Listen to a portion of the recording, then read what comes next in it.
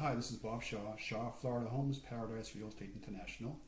It's Tuesday, April 21st. Thought I'd give you a quick real estate market update. If you're thinking of buying or selling now or in the near future, I'll give you my insights and perspectives on where we are, as well as share with you some of the experts' thoughts on where we stand. So, as a backdrop, I think we should start with looking at where we are in our national economy. We're likely in a recession, according to most experts I listen to. So how does that affect housing? Let me first share with you a slide put together by the entity Keeping Current Matters. And we can discuss after I show that up on the screen.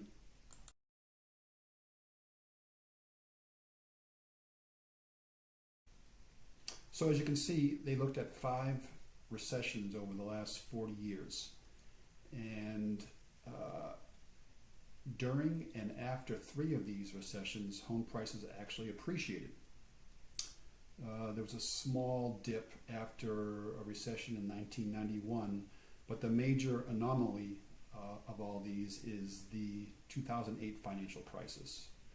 Why that is particularly important to look at is because most people would say that that was caused by the housing market, where people were over leveraged. There was subprime mortgages being handed out, and thus led to our dramatic financial downturn. And that's quite not the case in 2020. It's quite the opposite. And I'll show you how that's represented in the next few charts.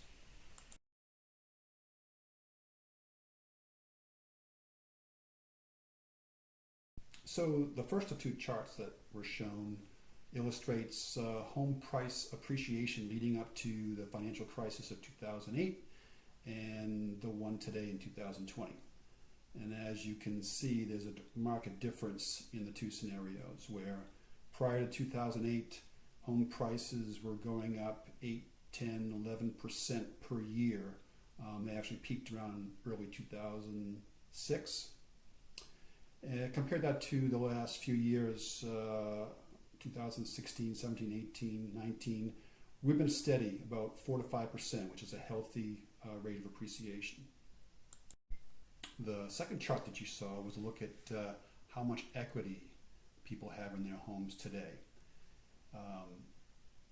Considering the difference between today and 2008, it's remarkable and encouraging, given that in 2008 and 2007, 2006, people had very little to no equity and were sometimes upside down and owed more than the house was worth. Today, if you look at the chart, over 30% of the homes in the U.S. are owned free and clear, and over half the homes in America, the owners have over 50% equity in that home. So quite encouraging news.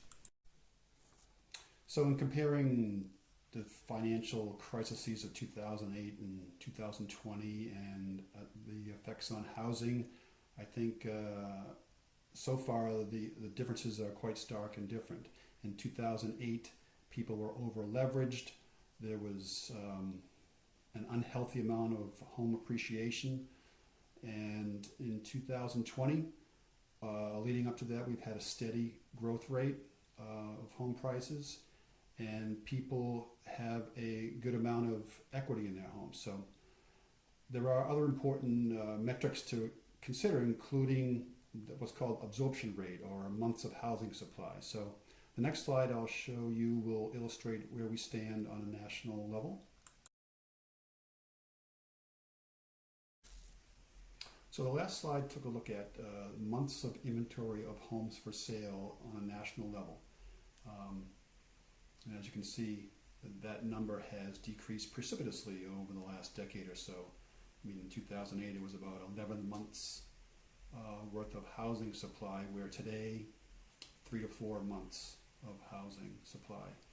As you can see in that chart as well, it's identified that a 6 to 7 month housing supply is what's called a neutral market.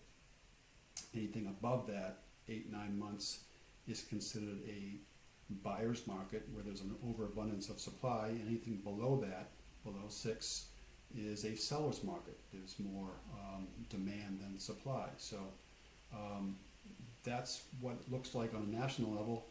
Let me show you how it looks today in Jupiter and Tequesta.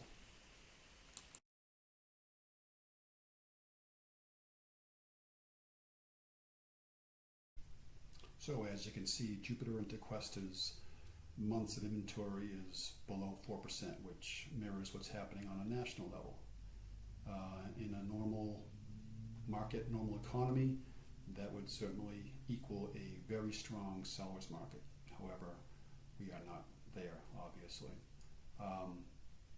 I've taken a quick peek at what's happening in the last 3 weeks just in Tequesta, and there are typically 20 to 25 homes that come on the market in that time period. We are pretty equivalent to where we were last year in that number, but 13 homes came off the market in those 3 weeks, where those same 3 weeks a year ago, only 1 home came off the market. There are homes going under contract. There are virtual showings, virtual open houses. Business is still ongoing and can be done, but it's not as easy as it certainly was and can be. Obviously, some buyers are waiting it out, and they may be enduring some financial hardship. That's certainly understandable, but I would envision some pent-up demand once things approach our new normal, and anticipate some level of appreciation this year. So that's it for now. I hope you got something out of this. I do want to acknowledge Keeping Current Matters. They provided those national charts. If you have any questions at all on anything I discussed, please don't hesitate to contact me, 561-440-4024. If you have any real estate needs now or in the future, I'd be honored to help you out. Please stay safe, and I will be in touch soon.